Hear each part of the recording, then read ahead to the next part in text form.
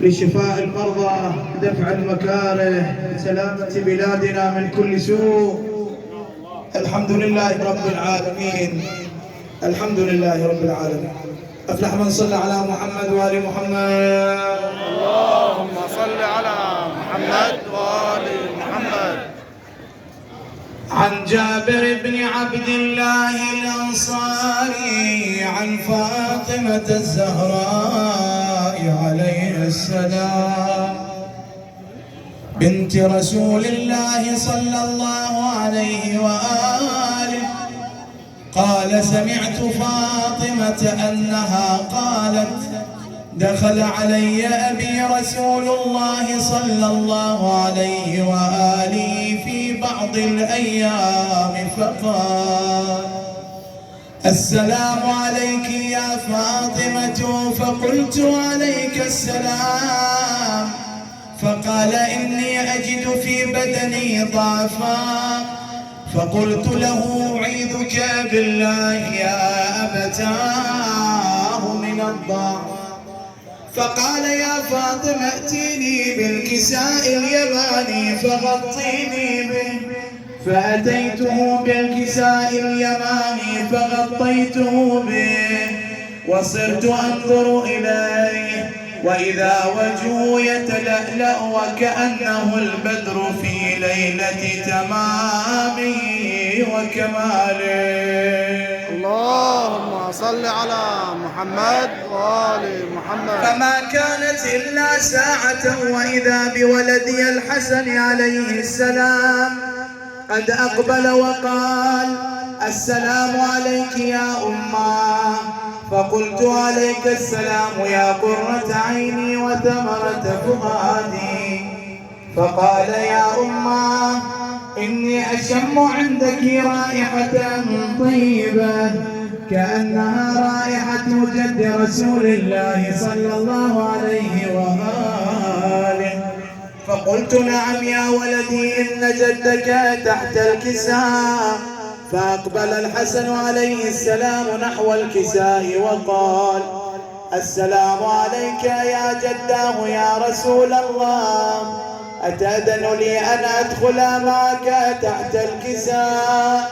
فقال: وعليك السلام يا ولدي، ويا صاحب حوضي قد أذنت لك. فدخل معه تحت الكساء. فما كانت إلا ساعة وإذا بولد الحسين عليه السلام قد أقبل وقال: السلام عليك يا أمه.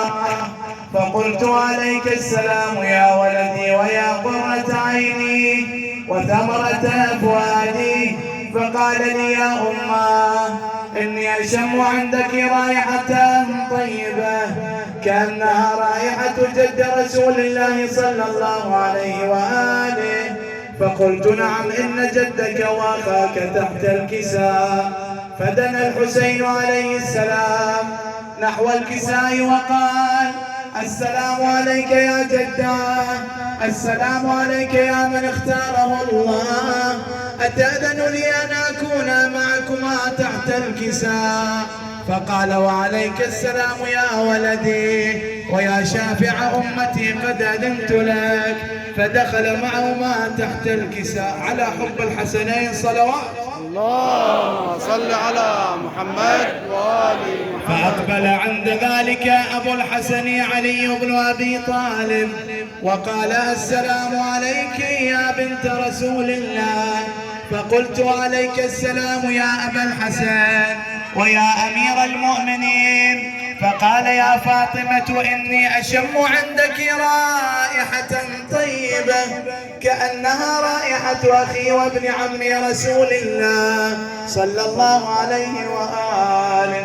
فقلت: نعم، ها هو مع ولديك تحت الكساء. فأقبل علي عليه السلام نحو الكساء وقال: السلام عليك يا رسول الله صلى الله عليه وآله، أتأذن لي أن أكون معكم تحت الكساء؟ قال له: عليك السلام يا أخي، ويا وصي وخليفتي وصاحب لوائي، قد أذنت لك. فدخل والسلام تحت الكساء. اللهم صل على محمد وآل محمد. ثم أتيت نحو الكساء وقلت السلام عليك يا أبتاه يا رسول الله، أتأذن لي أن أكون معكم تحت الكساء؟ قال وعليك السلام يا ابنتي ويا مراتي، قد أذنت لك.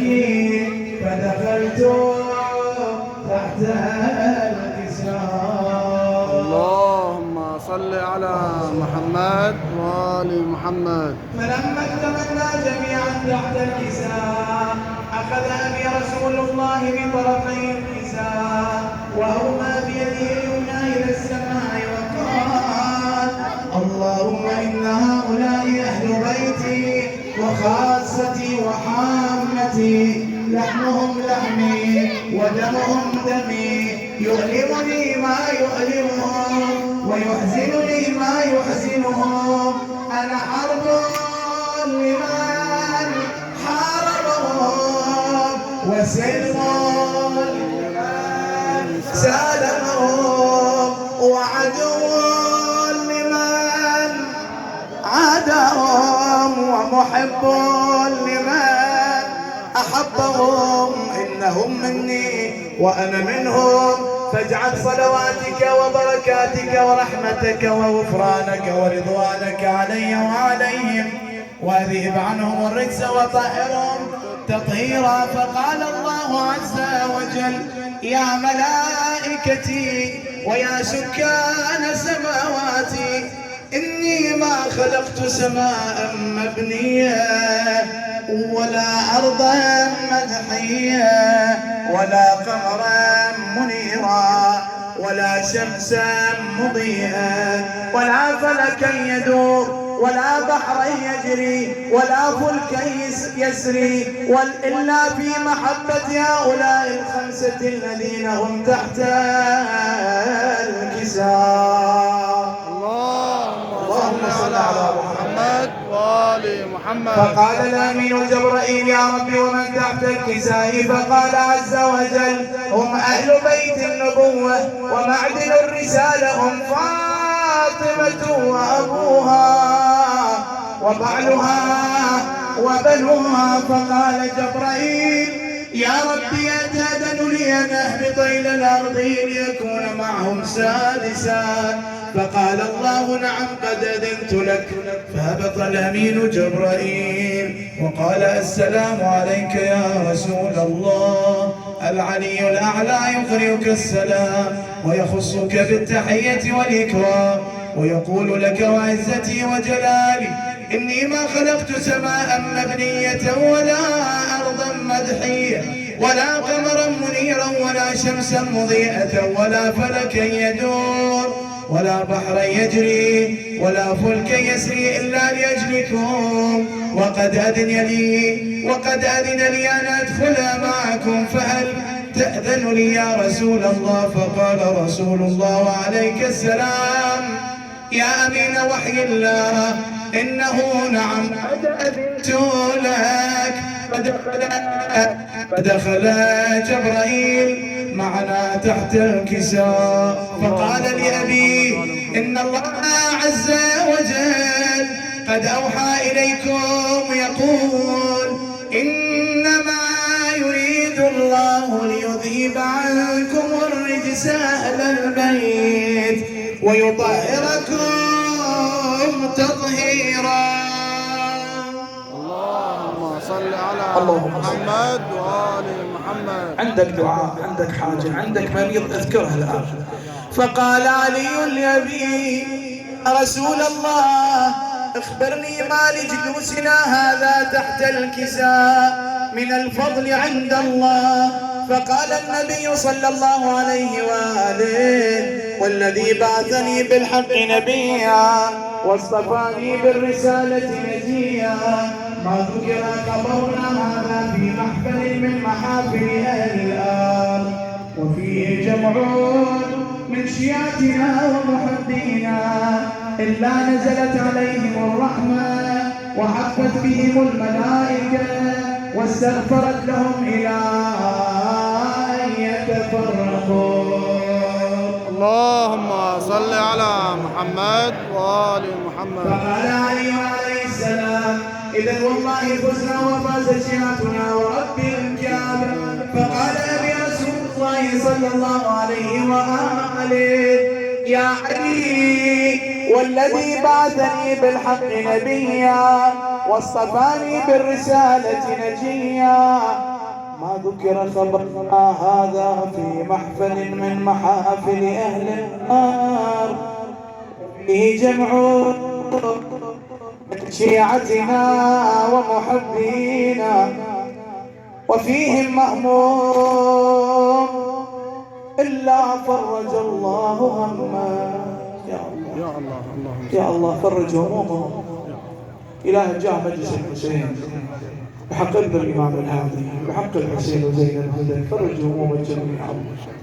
ولا مغموم إلا كشف الله غمه، اللهم أذهب عنهم الغم والحزن يا الله. يا الله، اللهم صل. ولا طالب حاجة إلا قضى الله حاجته، اللهم بجاه الحسين وآل محمد. بحق دمعة زينب اقض حوائجهم.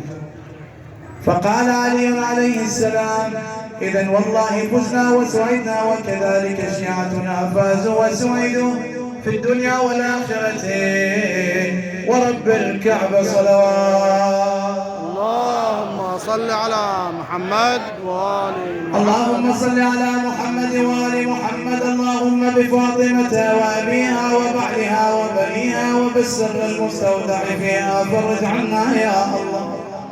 اللهم نسألك الأمان بعاصمة صاحب الزمان، اللهم عجل فرجه وسهل مخرجه.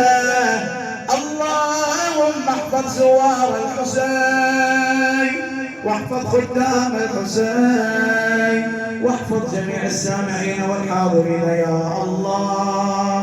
اللهم ارحم أمواتنا وأموات الحاضرين والسامعين والشهداء ومن مات على الإيمان، كل من لم يذكر ذاك من المؤمنين والشهداء. بلغ اللهم الجميع ثواب الفاتحة مع 3 صلوات على محمد وآل محمد. اللهم صل على محمد وآل محمد. اللهم صل على محمد وآل محمد.